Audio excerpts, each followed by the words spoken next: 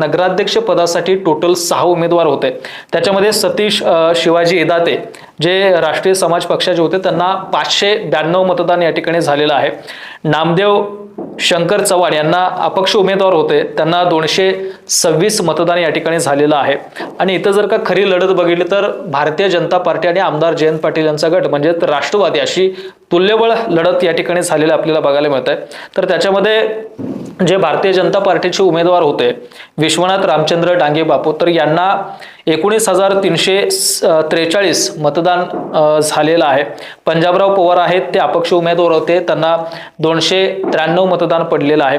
आणि आमदार जयंत पाटील गटाचे जे आनंदराव संभाजी मलगुंडे जे उमेदवार होते मलगुंडे दादा यांना 26,731 एवढं मतदान झालेलं आहे। आणि इजाज शाहनवाज मुजावर जे अपक्ष उमेदवार होते त्यांना 147 एवढं मतदान झालेलं आहे। आणि नोटाला जे आहे ते 316 मतदान गेलेलं आहे। इथं जर का आपण बघितलं तर नगराध्यक्ष पदासाठी टोटल 47,648 एवढं वैध मतदान झालं होतं।